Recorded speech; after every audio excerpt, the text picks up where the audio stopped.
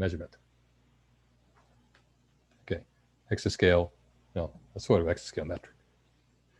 But what's really important is application performance.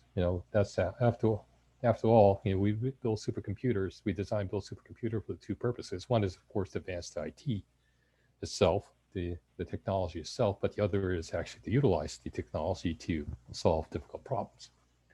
So the goal was to achieve about 50 to 100 times speed up of the K computer, which you see over here, which was not a bad supercomputer in its own right.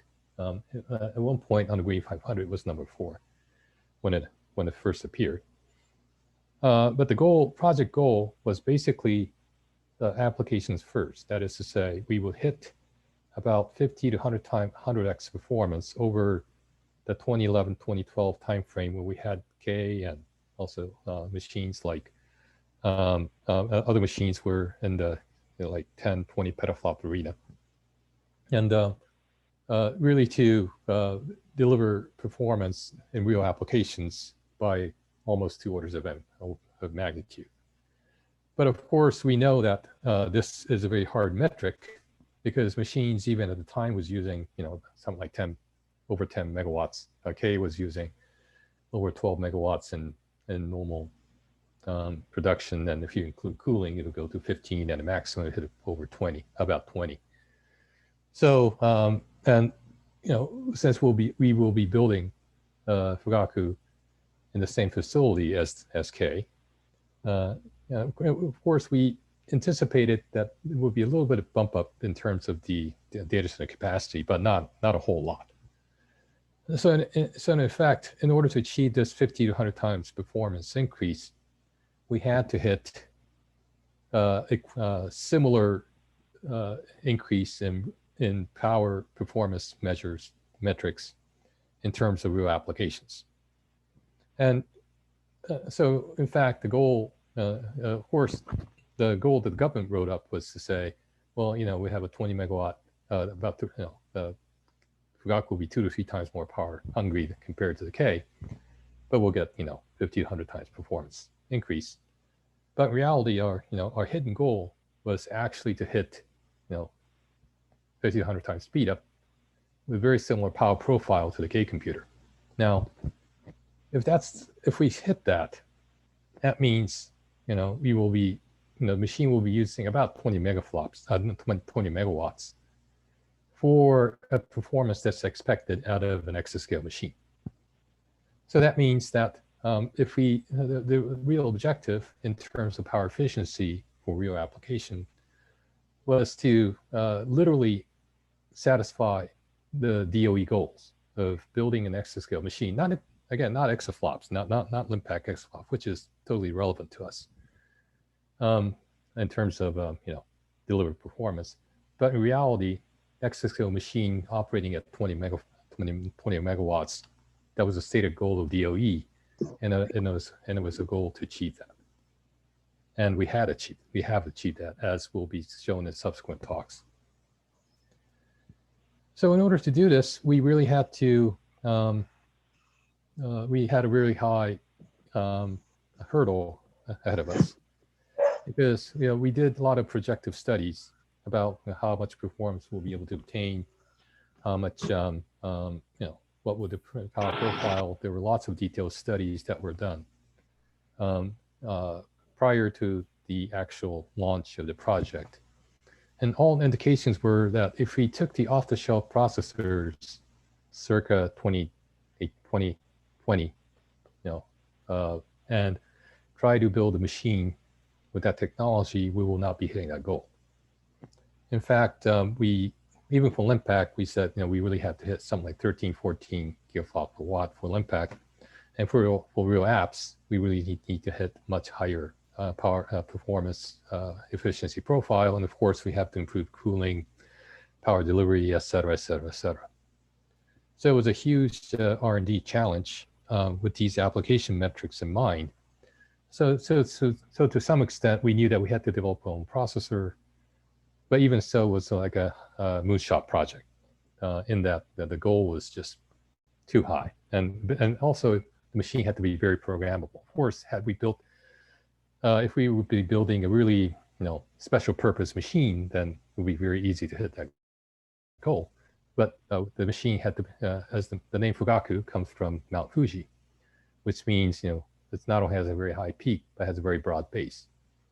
So that means we had to cover a broad spectrum of applications, and we had to establish power performance increase across these very different applications with very different execution profiles. So again, that mandated that we build, we design and build our own chip, but it had to be had to have commodity ecosystem behind it.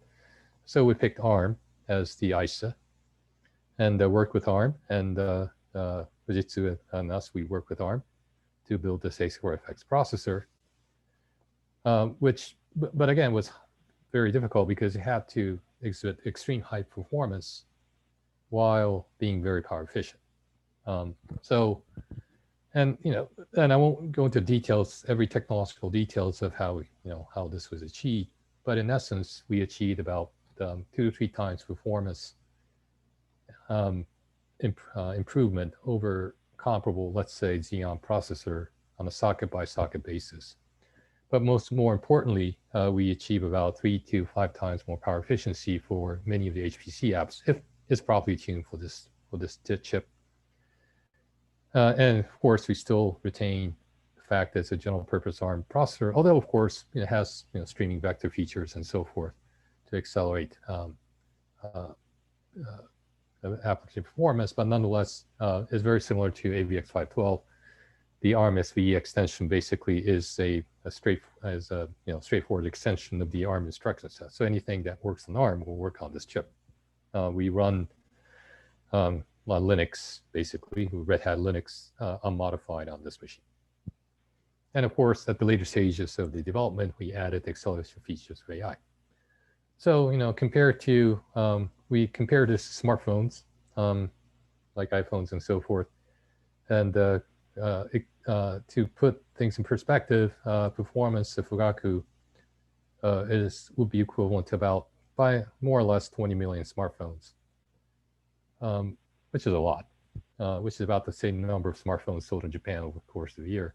But more importantly, if you would drive the smartphones to its reasonable application performance profile, then it would consume 200 megawatts or so, because smartphone consume about 10 watts when you really crank up the CPU.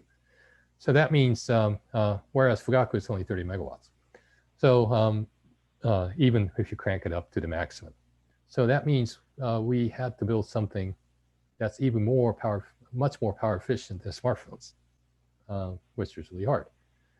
And this was, again, achieved by extensive co-design between the computer science teams in RIKEN and Fujitsu and computer architecture team and all the application teams that contributed to the co-design. They took the application, we did very extensive study of the required speed ups of the applications, and then did extensive profile studies, and also if that affected the architecture quite a bit. And of course, reciprocally, the architectural advances were used to tune and modify the application code. So in a literal sense, it was a real co-design effort. So again, there were a lot of applications we had considered. In fact, there were hundreds of applications we had in the initial stages. But of course, in order to build a real machine, we had to narrow it down. So there were 9 identified areas, priority areas, mostly to do something like sustainability sort of targets like health and medicine, environmental disaster, energy, materials and manufacturing, and of course, basic sciences. These 9 areas, for each of 9 areas, 1 target applications were identified as representative. Of course, we could have picked more, but we had to stop somewhere. So we said 1 app per each area. And then the goal was to basically achieve nearly 100 times speed up, and for some of the apps, achieve over 100 to order of magnitude speed up. But again, of course, this is not just with pure hardware upgrades, but of course with the algorithmic improvements of the applications themselves. For example, more judicious use of mixed precision to drive up performance. But nonetheless, it's a very difficult goal because at the end of the day, many of these applications are bandwidth bound. So, increasing the flops really doesn't really contribute to application performance speed up as much. And this is actually shown clearly in some of the when we do the power control in our chips. And so unfortunately today I won't. If you want, I can go into the details of the chip as to how we control power and so forth. I didn't prepare a slides for that because Shoji-san said I'll just introduce a very broad overview. If you're interested, I have slides for that too, which I could stick in. I could dig in from my other presentations. So basically, it's FX is the ARM processor. The ports, it's ISA ARM 8.2 AR64 compliant with other compliance to other ARM standards. But it has co-packaged HBM2 for the first time as a general purpose processor, and that's really one very significant element of how we achieve speed up. So although HBM2 integration had been done with GPUs such as Volta, this is the first time we believe HBM2 have been integrated into a standard general purpose CPU. And there are good reasons for that. And if in fact, it still is the only CPU, I think, as far as we know, that has HBM2 integration. None of the other CPU offerings, including the x86s or Power 8s and so forth, have HBM2 embedded, as far as we know, onto the die. Has other enhancement features for performance, like to increase memory bandwidth, and that's where we really get our performance figures. So, the flops, the frequency, we kept it fairly low in order to save power. There were 52 cores, but we kept it fairly low in order to save power. Every year satisfactory. That is but the memory bandwidth, the memory bandwidth is about from catalog specs is about 1 terabyte per second. And when you let's say a stream triad, we hit about 830 gigabytes per second, which is almost by and large same as Volta GPU. About 6 to 7 times faster than Intel Xeons on the per chip basis. So, in a sense, the processor design was really important. Of course, there were a lot of iterations we went through to attain power efficiency, because again, power efficiency was our primary metric of design metric in terms of application performance per watt. And everything about the chip mostly dealt with that. And HBM2, although being power hungry, itself was essential because at the end of the day, although HBM2 uses a lot of power, the performance we obtain from the HBM2 integration overcomes the deficiency in power increase due to HBM2 integration. But also a lot of power saving also comes from the interconnect. So each Fugaku node uses a maximum of 200 watts, but under normal circumstances uses about 100 watts. And if you know networks, you might feel it's pretty low because typically, let's say a 100 gigabit Ethernet or things like InfiniBand HDR, EDR, HDR, the NICs or the HCAs use 20 to 30 watts, including the optical networks. But we integrated one of the other key factors to low power was the integration of the network entirely within the chip. So the only thing that comes out of the chip are SerDes for the network, and there are no external switches in the system, except for the I/O portion. So all the communication between the nodes, compute nodes, are done through TOFU-D network, which I will describe in a moment. which whose switches, and not only this, not only the network interface, but also the network switch is integrated entirely into the die, very much like BlueJean, IBM BlueJean architecture. And also it's this aggregation, but I will skip this because in interest of time and it's less relevant to power saving. So if you look at the H64FX processor in a nutshell, it's a mini-core ARM CPU, like I said. It has a fairly lean core. So and some of the some of the really integer intensive performance, of course, Skylake really something like Skylake is excellent. So whereas this is more integer performance of X4FX is more akin to more older generation Xeons, or even slower than that, but not as bad as, let's say, on Xeon Phi. Much better than that, but nonetheless, integer performance is decent, let's say. So the bulk of the power, of course, goes to LUs, but also dedicated to increasing the bandwidth in the system. So so there are very wide vectors, just very much like AVX 512, but also there's HBM2 and then the on-chip interconnect, the on-chip network basically connects the four what we call CMGs, or core memory groups. There are actually 12 plus 1 cores each, and that's connected by a network on chip which has about 100 gigabyte per second bidirectional bandwidth within the chip. So and memory is HBM2 is directly attached to each of the CMGs. So each CMG has 256 gigabytes per second in bandwidth. And so in total, it's 1 terabyte per second, or again, in measurement, it's more like 800 gigabytes per second. And of course, as I said, there are other bandwidth enhancing features, but because just kludging in HBM2 onto a standard processor really doesn't give you performance. So the entire chip is designed, also very much designed like a streaming processor.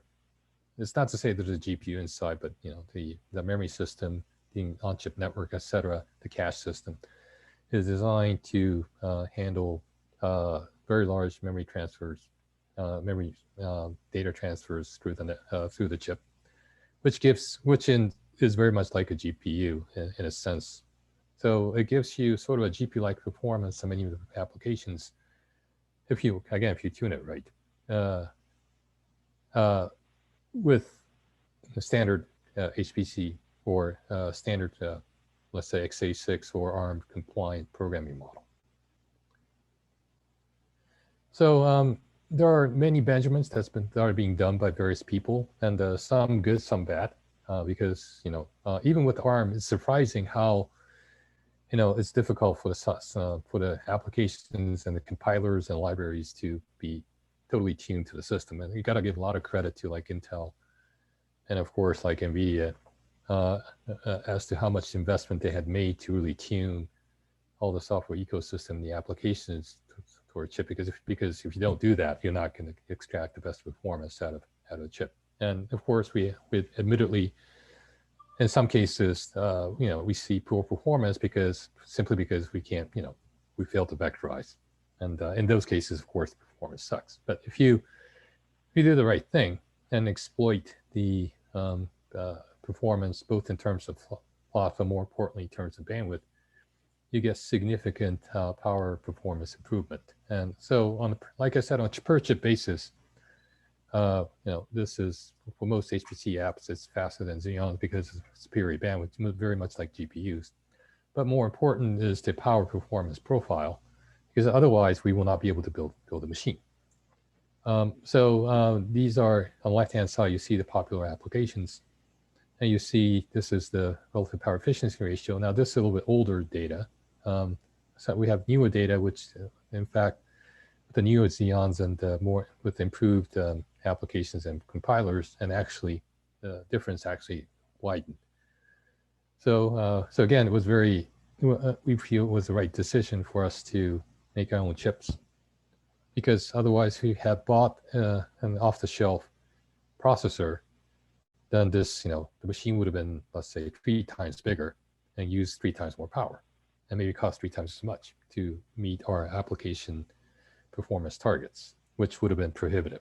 So power efficiency, basically achieving this level of power efficiency was an absolute must in order for us to be able to build the machine properly within our constraints, not only in terms of power, machine size, and so forth, but again, power efficiency was everything. And part of the because I know that my subsequent speakers will probably not cover the network. I'm going to cover the network in a little bit more detail here. Some of the other power control features, my people probably cover in more detail, so I'm skipping that. But in terms of network, as I said, it's embedded network. So on the left-hand side, top side, see the interconnect. You see also it's a PCI Express. So PCI Express has no relation to the interconnect itself, and occupies about 25 millimeters of die area, or about 6% of the entire die. So because the entire die is a little bit under 5 square millimeters, which is a modest sized die in for a modern CPU. So you can see that the cores are not that big, and that's where the power efficiency comes from. But nonetheless, the total interconnect, including SerDes and AOC, uses about 8 to 9 watts per chip, and you might, someone who might be really keen in the audience say, well, the AOC may use 10 watts, so how can you achieve that? Well, that's because we share one AOC with 2 chips. So actually, it's only 5 watts per. So, but again, on a per chip basis, it's about 8 to 9 watts, which is really low for a network that has almost 400 gigabit performance, which is double HDR performance. And and also, not only that, it also includes the switch in this calculation. So we don't have a separate switch power that we have to account in, but rather, 160. So I won't go into the details of topologies and so forth. I'm getting a lot of noise. There are 160. So there are 160,000 nodes in the entire system, which means that there are 160,000 10-port switches in the entire system, or about 1.6 million ports, which is a lot of ports and a lot of switches. In fact, the decision was to go to lower frequency SerDes just to save power. We could have gone to 56 gigabits SerDes, but that would have blown our power budget. So Fujitsu basically said, we'll be conservative and went to 28 gigahertz. It's not that they couldn't do it. They couldn't get it to work. It's rather to save power, we had to tune down the frequency of the SerDes, which basically, but we'll still get 40 gigabytes per second. Anyway, so as you see here, the latency between 2 proximity nodes is about half a microsecond, which is about the latency of memory access from a GPU, on the same node. So that's pretty fast, and probably about in the same ballpark as the latest InfiniBand. But injection bandwidth is because we have multiple ports and multiple DMA controllers, we achieve about 40 gigabytes per second in measured performance. So driving 40 gigabytes per second with about 8 to 9 watts, including all the switching fabric and AOCs and so forth, makes it a really efficient interconnect. And that's part of the reason we were able to achieve this kind of power performance numbers, even with this, even at the scale of this machine. So you see here that of course it's liquid cooled. We chose to go to cold water cooling because K was cold water, chill water, and and there were a lot of discussions at the mid stage of the project whether to go to warm water cooling or to save power further, or we would try to drive up the efficiency of the chill water.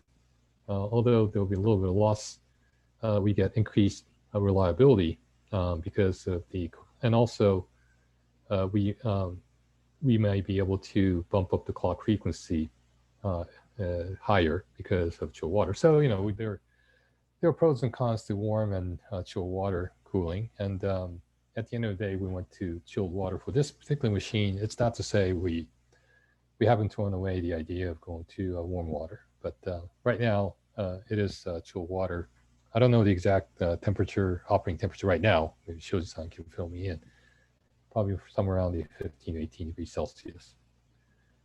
And so the entire system is 158,976 nodes, or about 432 compute racks. And like I said, the theoretical peak performance for FP64 is about in the clock, when we boost the clock up to 2.2 gigahertz, it's about 533.7 petaflops or over exaflop in low precisions. But more importantly, the peak memory bandwidth is 163 petabytes per second, which is far greater by not order of magnitude, but close to 5 to 6x over any of the previous machines in a row, which really allowed us to drive up the performance of our real applications. And as Natalie mentioned, we did get number one on the A64FX when Green 500 when it first appeared. But what was more important to us is not the fact that we got number one, but this figure right here. So we got power efficiency numbers even better than our design targets. So design target was somewhere around 15, and of course the mandate was to go over something like 13.5 to 14. But we went almost to 17, and that's how we got the number one. But again, the important thing was not to get the number one at the time, but rather, if you look at this graph here, the left-hand side is a gigaflop per watt on the y-axis, and then x-axis is the Green 500 ranking from 0 to 1 to 500. And if you plot this, you'll see that all the higher performance, higher power efficiency machines are mostly GPU or other types of special or some very particular specialized processor. Basically, the GPUs are general purpose, and fine with that, but not as general purpose as CPUs. But still fine. But there are some machines that are almost like stump machines that basically almost ran LIMPAC exclusively. So if you look at the next CPU, next CPU machine, the top general purpose machine, Xeon machine, was about less than 6 gigaflops per watt. So that means that even the top CPU machine could achieve only 1/3 the power efficiency of A64FX, which is exactly what we needed. And so the power performance figures are by and large similar to the chips that were in the same same generations of the chips that appeared. Of course, in a later generation, the A100, which appeared later, it got a lot more power efficient. So the numbers were superseded, but still it's not off by, let's say, factor 3. So so we have a very and it's the only, again, being 3 times more power efficient than normal CPUs. Off-the-shelf CPUs is the reason we were able to build a machine. So for real, for performance, absolute performance benchmarks, of course, Fugaku got number one not only on the top 500, but also on the HPCG, which of course is sparse proxy, or conjugate gradient kernel. HPLAI is a CNN proxy, mixed precision LIMPAC, but it's really a CNN proxy. And Graph 500 is big data analytics. It's the graph processing proxy. using doing basically BSP and SSSP. So we get about about factor. Oh, sorry, I have the wrong number here. About 1.4 to 5.5x performance gain over the number 2 machines. But again, this is not to say that the absolute numbers of these are important. The real testimony is the application speed up, which we achieved to be about factor 70 compared to the K computer.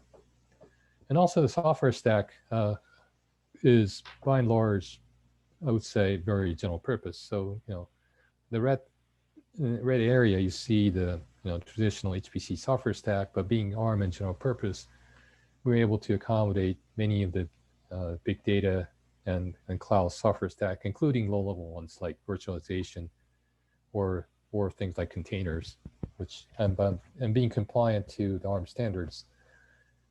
These all these things run off the shelf. The only thing we really had to develop was the deep learning frameworks, which is a high performance library in its own, but has a very particular technology which is different from traditional HPC.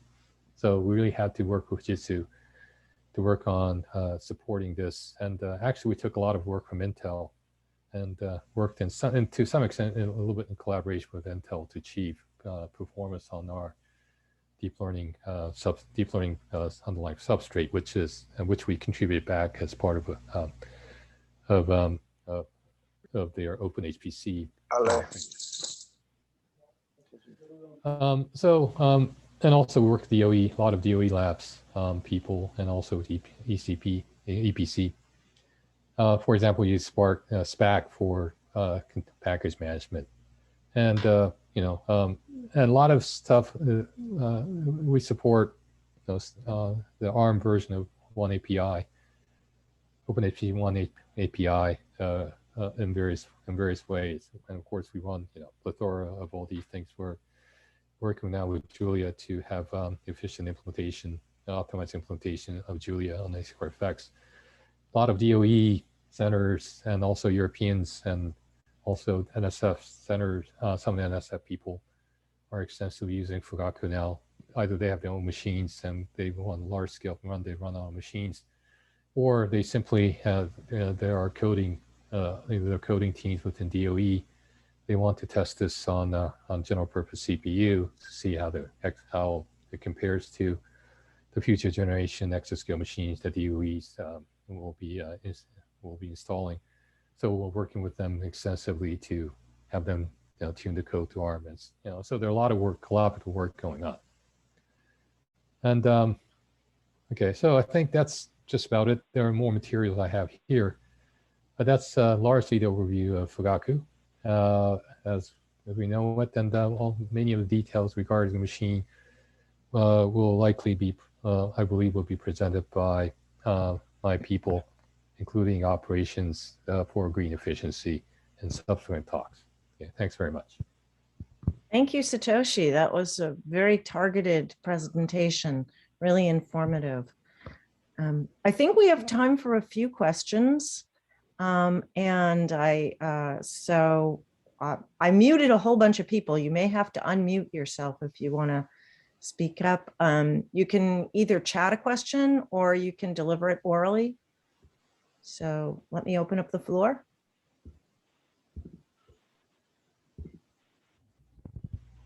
Yeah, hello. Here's Herbert Hubel from Leibniz Supercomputing Center. Hello.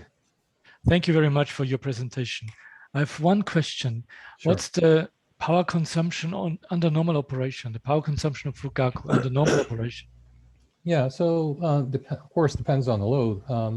Shoji-san will have some detailed numbers, I believe, later. But nominally we operate at around 20 megawatts for the machine. At peak, the data center is facilitated to support up to 37 megawatts, I believe, in terms of power capacity. But under the current configuration, we have very detailed power profiling, and the maximum we can achieve in any application is somewhere around 34 megawatts, and it's not limp pack, by the way.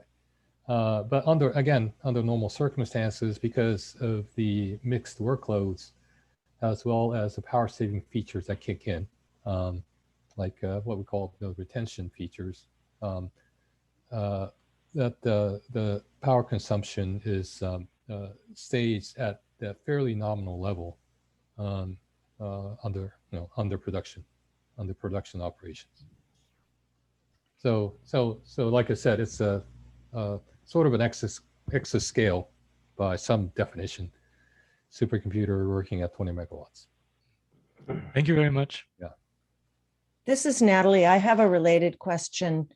I am looking for an answer that deals with operational, sort of production environment.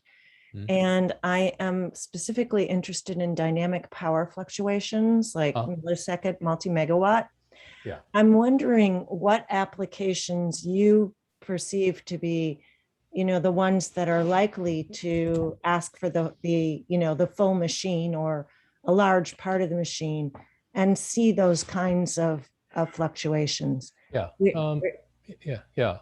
That's a great question. And firstly, in normal production operation, because we have mixture of workloads, we don't see significant power fluctuations. Of course, we see some, but it's not bad enough that it presents any sort of problems to our power delivery or cooling systems. But it's when we run full machine applications, like when we do benchmarks or do Gordon Bell runs and stuff like that, or or periodically we give people the opportunity to run run at scale.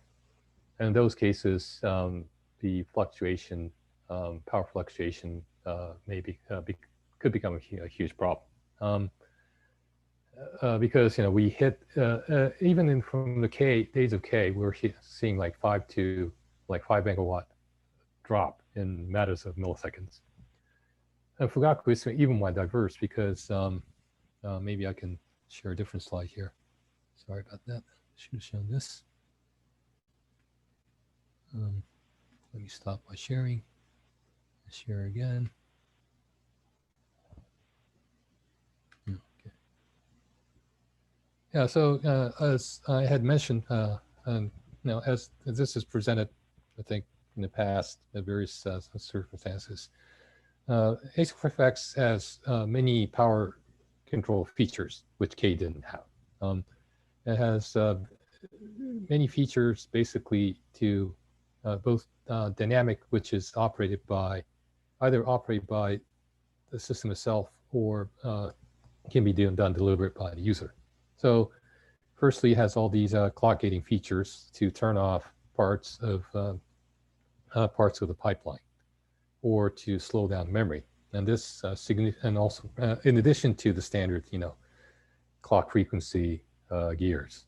So you can go from like 2.2 gigahertz full gear, everything turn on, and in an instant you can go down to lowest clock frequency, and also in addition to that, you can power gate off all the half the execution units and turn down memory, and that's a huge power fluctuation. And moreover, you can even put just like Intel processors, you can put the processor even to lower power state.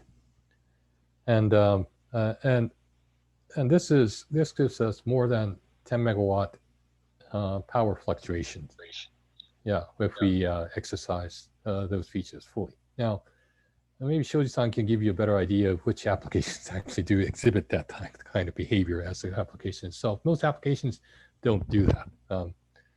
But because CPUs aren't really turned off, but there the worst case happens when the application suddenly, for example, the worst case happens when the application suddenly faults and suddenly stops. Right? You have a segmentation fault, and then that kills one of the nodes, and then the entire MPI system fails. And 160,000 nodes worth of MPI suddenly comes to stop, and instantly everything grounds to a halt.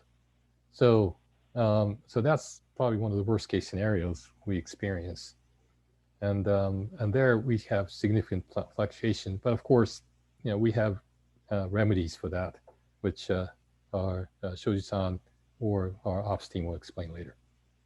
Thank you. Thank you. It's a problem though, because it can freeze our cooling system. Yeah, Yeah, because we're chill water. right. And if we freeze our cooling system, that'll cause permanent damage. So we can't allow that. It'll be millions of dollars worth of damage if that ever happens. All right, we do have another question here in the chat. Okay. Let's see.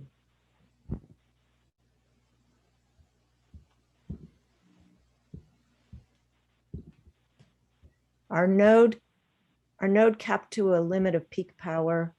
I believe that allocation is based on core node hours used. Are you envisioning to make charging allocation based on power energy usage? Yeah, that's we're exactly considering that. Our annual power bill is fairly significant. It's not half, but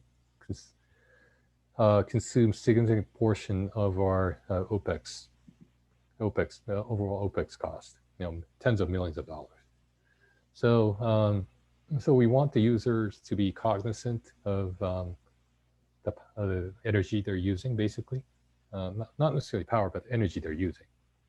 So right now, we use allocations done on a charge in a core, a more traditional core hour or core seconds basis.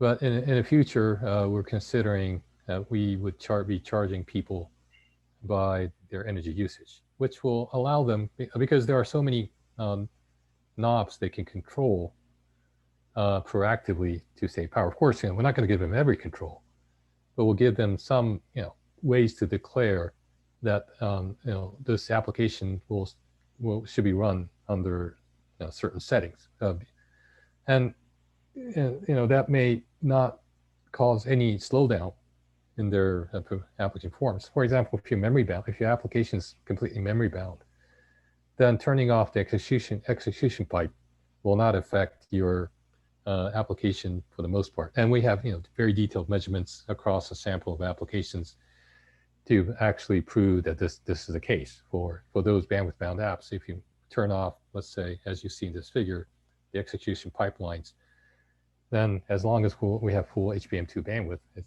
doesn't kill performance, will give us 10%, 20% power efficiency. So the user should exploit that.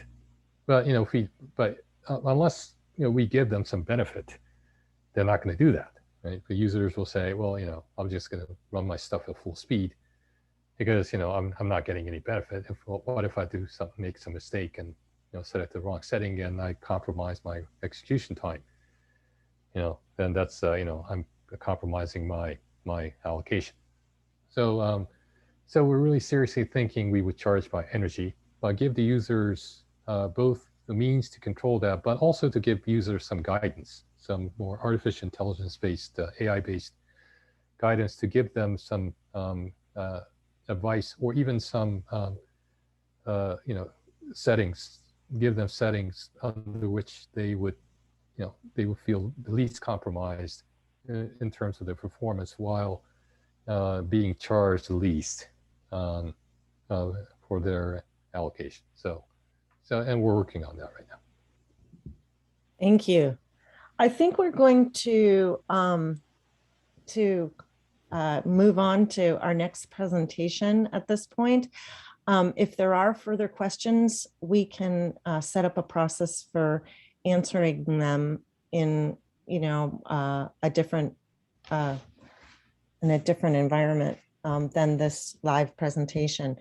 Satoshi, again, thank you so much. That was an excellent presentation. I think everybody really appreciated it, and it's a great setup for the rest of our more detailed presentations that are coming up. Yeah, there are some interesting questions in the chat, and yeah, thermal map. Oh yes, thermal map. The processor temperature is not critical, especially because it's heavily water cooled with chill water. So I don't know about the air cooled machines. There are air cooled versions of XFX being sold by both by Fujitsu and HPE. So for that, I don't know what the thermal map is, whether there's any critical. What we've seen is HBM2s actually are very power hungry. They may consume up to half the power when the chip power is low, but it's really bandwidth bound. Then a lot of the power is consumed by HBM2. So it totally depends on the application. I can go on answering these questions, but I guess in the interest of time, we should move on. Thanks very much. Yes, thank you so much. Okay, I'm going to move on to or help us move on to Fumiyoshi Shoji. Fumiyoshi is the Director of Operations and Computers Technology Division within our CCS. That is the division that operates the supercomputer Fugaku and the facilities for the electricity, cooling, network infrastructure. And Fumiyoshi is going to present an overview of the infrastructure. He's the key point of contact between RIKEN and the EEHPC working group. And Fumiyoshi has been great providing leadership for many of our events, especially with the recent creation of the paper publication-based EEHPC State of the Practice workshop, our next one at Cluster 2021. And he's leading again with this first ever EEHPC working group showcase event, our virtual visit and tour. So thank you very much, Fumiyoshi, for your leadership and general support. And let me turn the floor over to you. Thank you for kind introduction. And can you see my slide and can you hear my voice? Yes, perfect. Okay, so we really appreciate to give us this kind of opportunity to introduce Fugaku and its facility. And I also would like to thank the audience to join this meeting. Okay, so today I will talk about an overview of infrastructure for Fugaku. So yes, so first of all, let me briefly introduce RIKEN. So RIKEN founded in 1917 as an incorporated foundation. And after a long history, RIKEN is Japan's largest comprehensive research institution. And RIKEN covers various fields of science and engineering. RIKEN consists of many research centers listed here. And our center is one of them. So this slide shows the introduction of the RIKEN Center for Computational Science. So it was established on 2018. And our mission is here. First is the operation of Fugaku and its facility. And secondly, to establish Center of Excellence of Computational and Computer Science in Japan. And to lead the next generation supercomputer project. So, RCCS is located in Kobe City, Japan, and where is 400 kilometers west of Tokyo. And so this picture shows the survival view of the central of Kobe City. And so you can see here is the artificial island, and our center is located here. So this is the Kobe airport. So it's very nearby. And so this is also bird view of our site. So you see our site consists of 4 buildings. So computer building, research building, chiller building, and the substations. Okay, so yes. So let me briefly introduce a history of AICS and the RCCS. So AICS is the former name of the RCCS. So starting point is the 2005. So RIKEN selected as a developer of next generation supercomputer, and the later name is K-computer. And so act on the promotion of public utilization of the specific advanced large research facility, so modified to include specified high-speed computer facility. It means the high-end HPC system. So this act works as a legal basis of continuous development of high-end HPC system and its services. And the 2008, Kobe City has selected as the construction site from 5 candidates by various aspects: location, available area, for supply capacity, the cooperation of local government, and so on. So the point is that the K-Computer was first all Japan HPC project, which involved various fields of science and engineering in Japan, and the AICS was the first national flagship HPC center in Japan. Okay, so yeah, this slide shows our member. So here is the Matsuoka-san. He is the director of our center, and our division is here. So we are responsible for the operation and enhancement Fugaku and this facility. And so you see, we have 5 units, and we also have the Fujitsu operation support team for Fugaku operations, and we also have the infrastructure operation support team. Okay, and so let me show you the weather condition of Kobe City last year. So yeah, actually I tried to make a psychrometric chart, but I need a little more time to complete. So I just show you the monthly average temperature and humidity.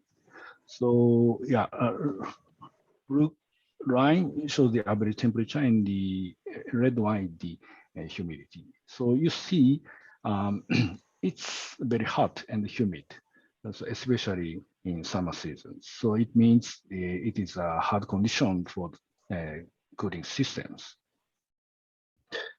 And so I also mentioned about the seismic isolation system. So, so this is also one of the key device of our facility. So as you know, Japan experiences massive earthquakes on a regular basis because our country locates in a cross point of the Pacific Plate and the Philippine Sea Plate.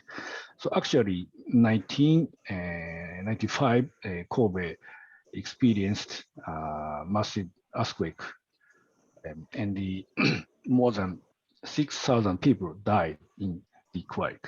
So it is very important to prepare the earthquake. So a seismic isolation system is one of the key devices to keep on operating the HPC system even when earthquake occurs. So this is the cross-section view of the computer building, and our seismic isolation system is located in the bottom of the building. So it consists of these 3 devices. So one is the isolator made of rubber, and it's weighs the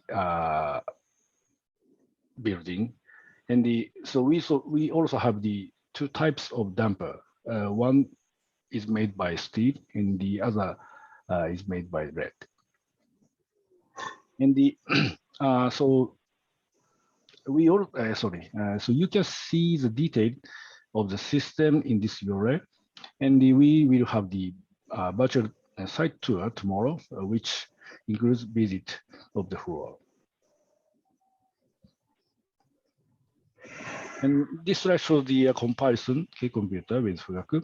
So K-Computer achieved the more than 50 times faster than K-Computer in terms of the double precision and single precision performance. And so power consumption is more than double, and but average is not so much. So yeah, in previous presentation, so somebody asked maybe Hubbard asked the average power. So this is the answer. Okay. So so water cooling ratio increased from the 65% to 90% in Fugaku. So I will show you the cooling system of the K computer. So first of all, so cooling water temperature is the 15. Okay, so this is the very low temperature. Okay, so this cooling system was designed for the K computer, and it has completed in 2010, and it is based on cold water cooling system because the K computer consists of more than 80,000 CPU, which was 2 orders of magnitude larger than the Japanese high-end HPC systems at that time. So the architects had to care to increase the reliability of CPU as high as possible to keep sufficient system reliability. So in general, lower junction temperature contributes high reliability for silicon devices. So this is one of the reasons why cooling system design was based on the cold water cooling. But actually, it worked very well. The failure rate in the MTB and so on of the K computer were much better than that of the other system.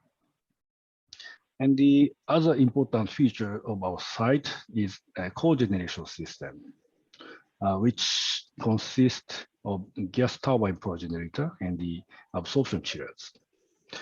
So in general, potential energy of gas can be converted to electricity up to 30%, only 30% by a generator.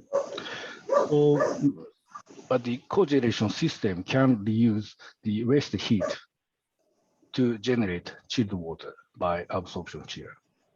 So it contributes to increase efficiency of the energy of gas and reduce the energy for cooling. Okay, so let me show you the power delivery system for K computer. So we received 70,000 volts electricity from supplier, and it convert to 6,000 voltage and 2,000 voltage, and which drives the HPC system. So we also have, as I mentioned, we also have the gas turbine power generator. So it also works as a backup power supply for data storages when power outage occurs.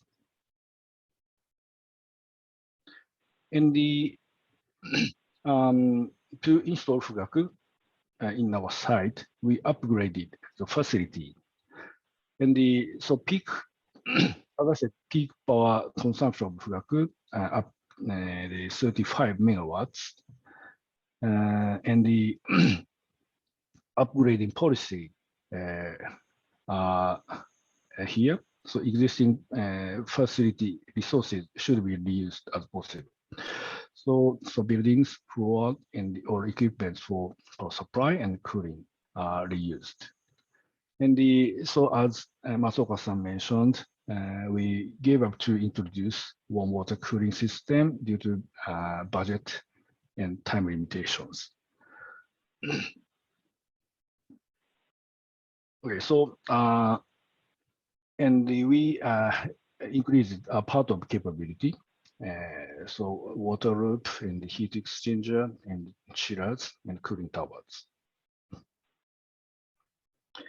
So I also mentioned about the upgrading of the power delivery system. And so actually, so we upgrade so power line capacity from the substation to the Fugaku.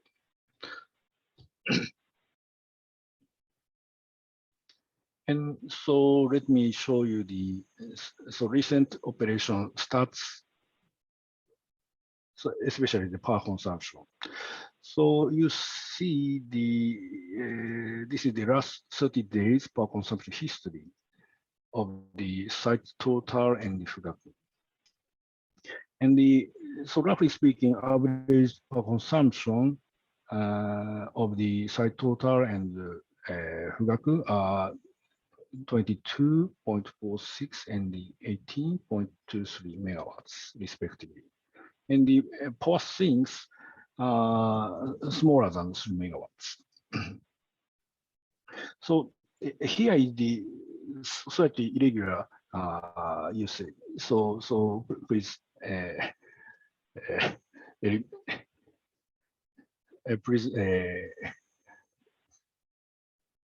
please negligible to see here. Okay, so on the other hand, so this is the full node measurement, especially HPCZ and the HPL. So actually, so HPCZ is the most power consuming application of Fugaku.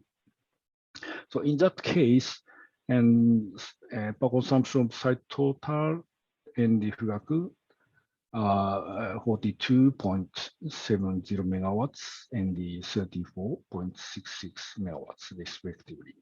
And the power swings was, so in worst case, 50 megawatts. Okay, so we designed the operation of the chiller based on the situation. So in normal mode, so it means there are so many jobs in system. And so we have decided to allow the job size up to 35% of the system.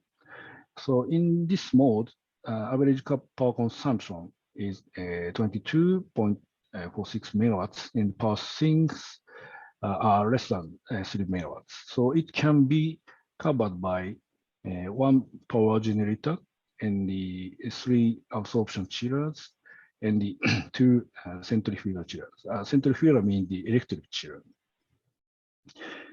So we assigned absorption chiller as base load of the cooling capability because they cannot follow quick throttling. Okay, like this.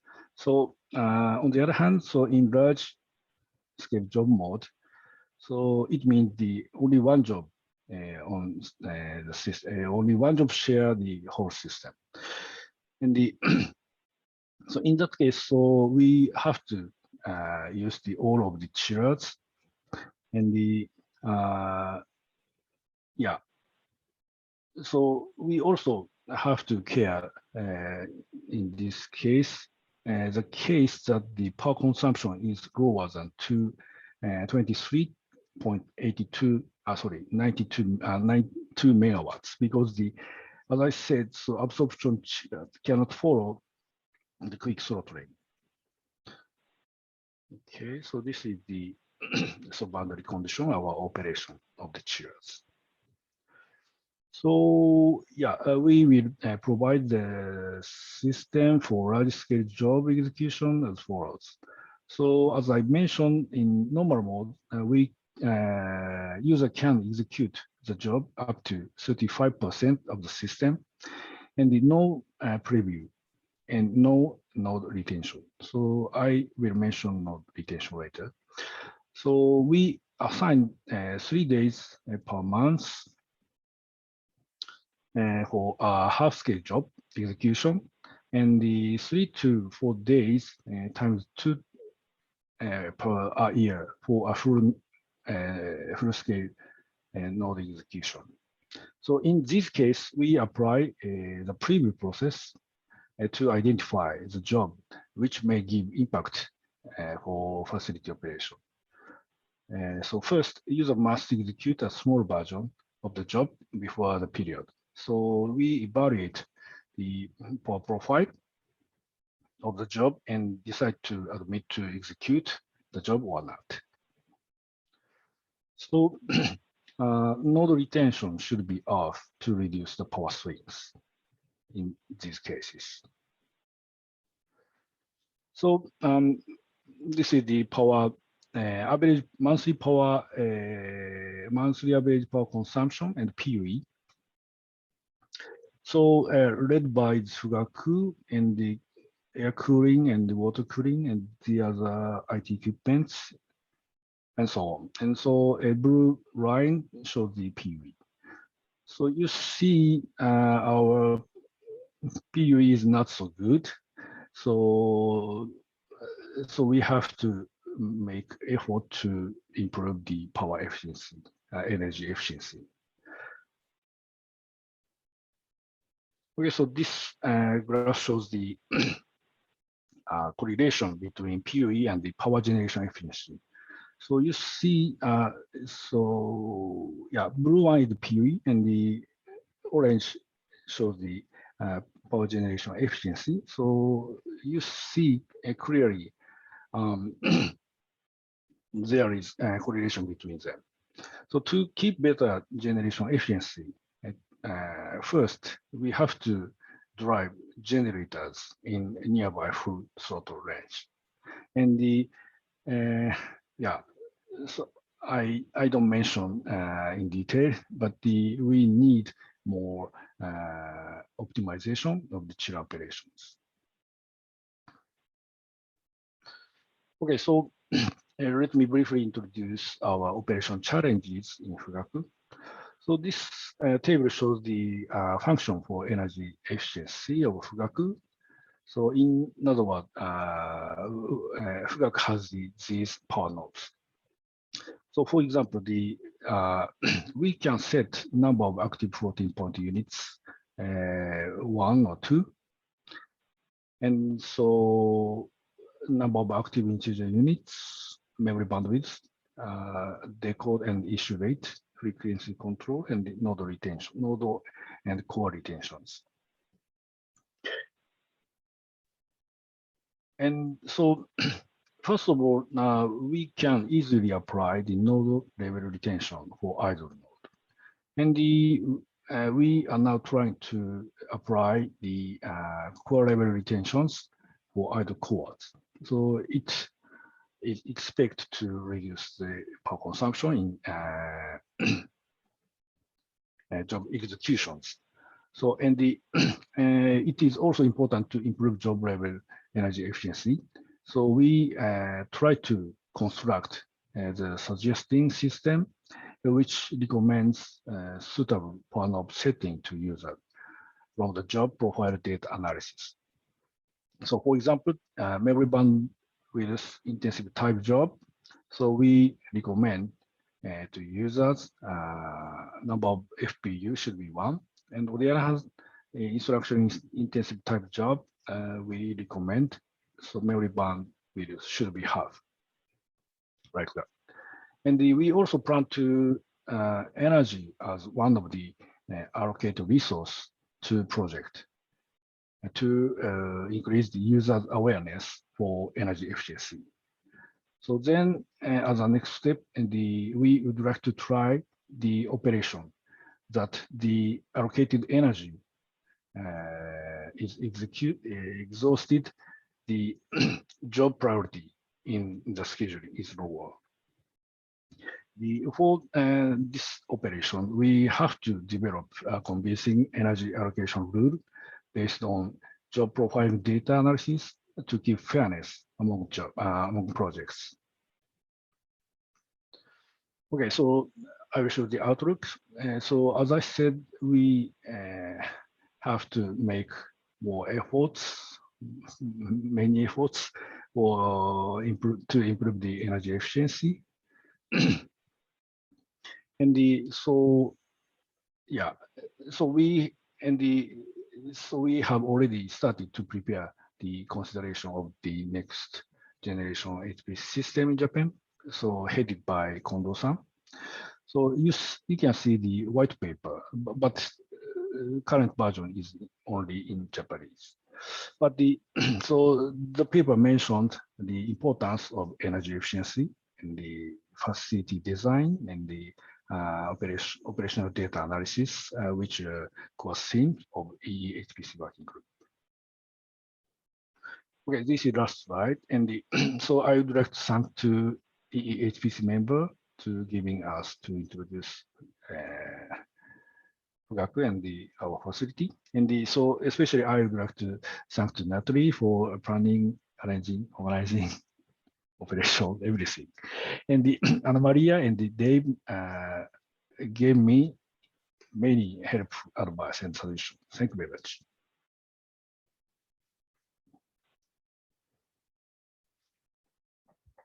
Thank you. That was a great presentation. Boy, what a rich day. We do have one, there are a couple of questions in the chat. Mhm. Perhaps you can read them and answer them. Does that work for you? Oh, yeah.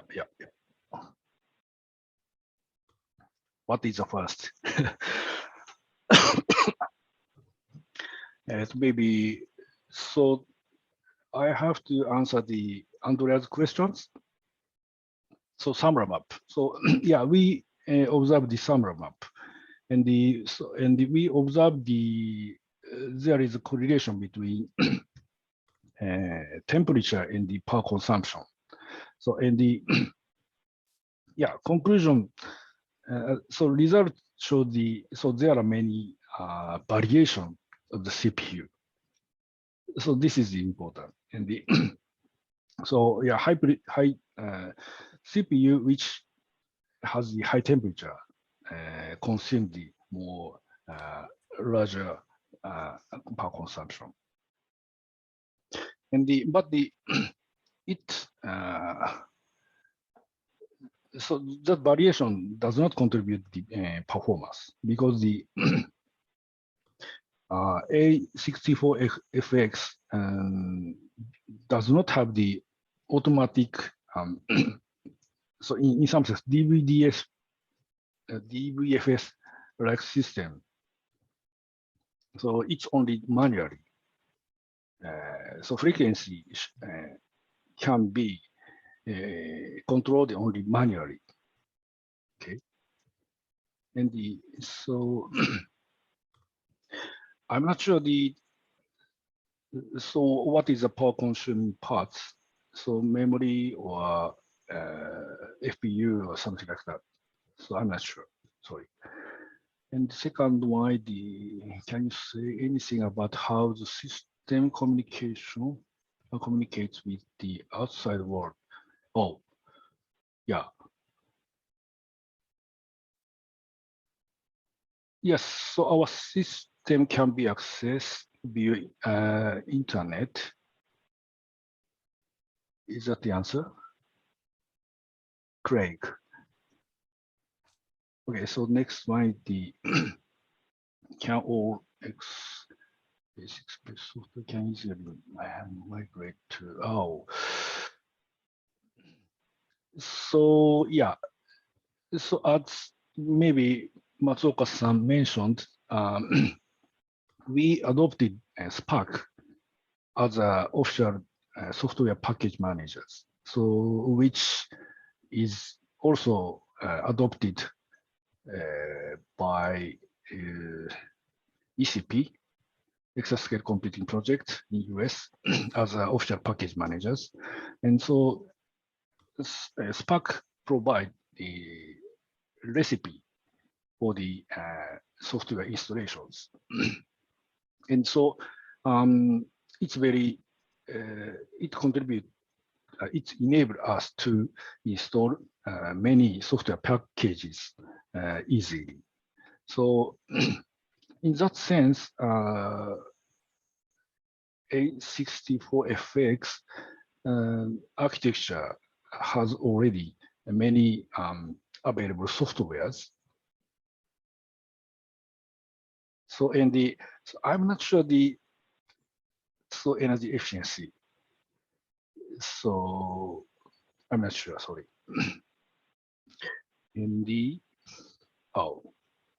What is the average utilization of the computer? So, okay, so so our official services has started since this April. So to be honest, so beginning of our services, so utilization rate is not so high, but so recently, so it was getting better. So recently,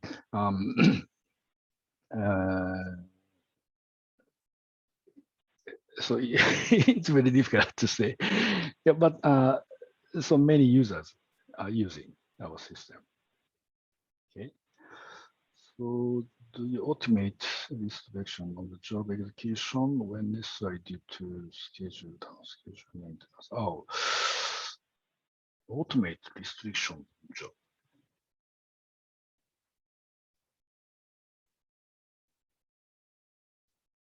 Mm,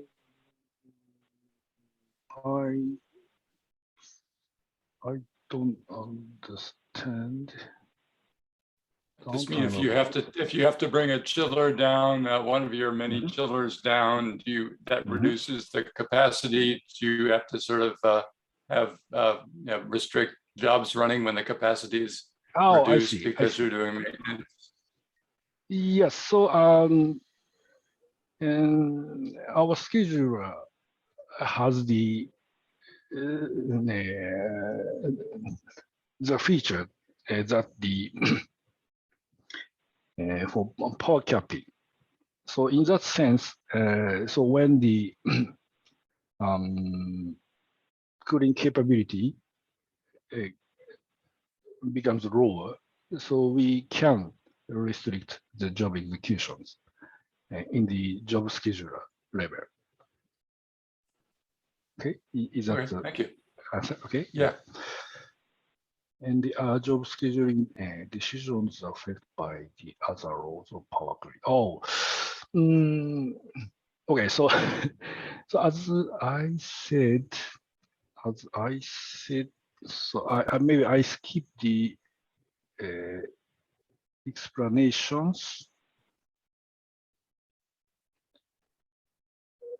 So that the here. So of course we have the contract with the power supplier, but the we have no experience to discuss about the power swing with the supplier. So we don't want the discuss. So, and so there are no limitations for power swing so far. So this is the answer. And the Okay, thank you. Cosimo, you mentioned that the PUE now, yeah. Oh, yeah, this is the difficult problem. So basically, so our cooling system include the gas turbine power generator. So in that case, calculation of the PUE is the tends to the worst. So so it's very difficult. So yeah, that is the one of the answer. And the other one is the we have to investigate. We have to analyze the efficiency of the our chiller operation. So quantitatively. So yeah, it have not done yet enough. So we have to improve the such analysis of the operation. This is the first step. Okay, so well, there are many. And the second part of Cosmo question, do you have, oh, yeah, target. So let me answer the, so next opportunity, sorry. Okay, so you mentioned the earthquake, yeah, since the system one, what about flow? Oh, so yes, okay. So maybe, yes, this right. Okay, this is the cross-section view of the computer building. And so as I said, seismic isolation system is located in bottom of the building, and Fugaku systems installed in the top of building, top floor of the building. So it's in that sense, Fugaku is safe for the tsunami, but the power delivery system is located in the ground. So when the really tsunami comes, the system should be down. You know, I was wondering, Dave Martinez has a lot of experience, similar experience with yours on the chillers. So David, did you want to add something?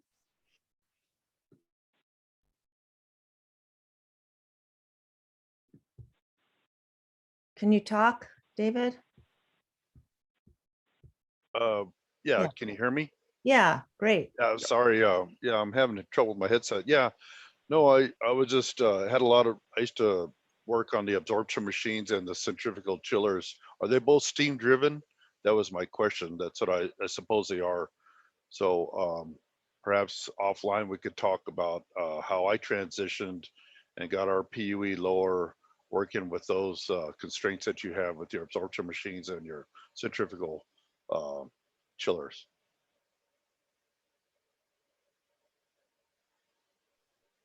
Yeah, yes. So yeah, to be honest, and so I would like to abandon the chillers, all the chillers, and so we would like to move on the warm water or hot water cooling system, but but it is not so easy. So in that sense, we have to make effort to improve the efficiency in existing system. So maybe next Fugaku system, we have to replace the cooling system. And Fumiyoshi, I think Dave was saying that because he has direct experience with the centrifugal and the absorption chillers, that he can, maybe that's something that we can take offline and discuss more. And he might have some insights to help you. So that would be great. Oh, okay. Thank you very much.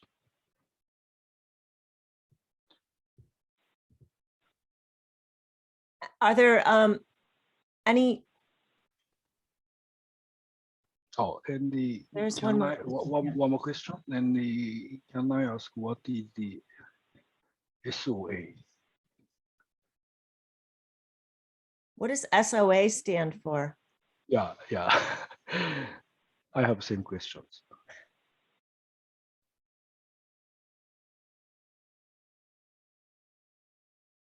Oh, state of the art. State of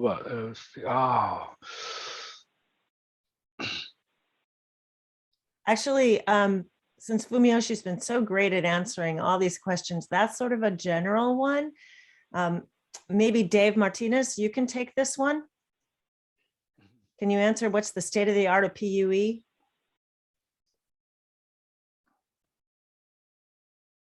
Well, the state of the art meaning what's an average PUE that you want to look for? Somewhere, this 1.0 in the 1.0 range from 1.05 to 1.09 is like, really good. So I think anywhere about 1.200, 1.20 or 1.118 or something like that is a good start, and that shows a lot of efficiencies gained. And it's not a linear equation, but it's a huge gain by going just a 1/10 of a point down. So Natalie and Dave, can I chime in here? Dave, you're right. At 105 is extremely well, but that would be for a facility that is using a lot of economizers, both water side and air side. For a chiller plant, I would say about a 1.3 is a good goal target, and that's what I was trying to see if Fumiyoshi had an I in there, sub 1.3. We've got a very problematic location with very high humidity in the summer months. So weather really does affect, but chiller plants in the 120, in my opinion, 1.2 to 1.3 is a good operational range for a chiller plant of a system of this scale. Thank you, Norm. That was helpful. And Dave. Okay, we're really pretty much on the hour. We did have some questions that were carryovers. I think the, we've got the start here for some ongoing discussions as well. And I wonder if anybody has any just final comments, maybe Anna Maria or Dave, Norm, any final comments to sort of sum things up? Great presentation, really informative. Love to go see your site sometime. I second that. Yeah, I concur. It was a great presentation. It was nice to see that some of the same situations that we're experiencing in our data centers are, happening in yours as well. I'm very interested in your seismic isolation system, and I'm going to check out your link there. It'd be kind of interesting just to hear a lot more about that. If you could even just do another breakout session for the EEHPC working group, it'd be interesting to learn more about the seismic isolation system and how that went together and how it impacts your facility as well as your computing systems. Thank you so much for all your time. I appreciate it. Excellent. And thanks everybody in the audience. We had somewhere at anywhere between, around up to almost 60 people. So a lot of people were able to benefit from this experience. Okay. Looking forward to tomorrow. Thank you very much. Fumiyoshi, you're muted. Thank you so much. And so this is the announcement. So we will have the virtual site tour tomorrow. And we also have the talk regarding to the operational data analysis. So please join the meeting tomorrow. Thank you. Thanks. Good night, good morning, goodbye, everyone. Bye-bye. See you tomorrow.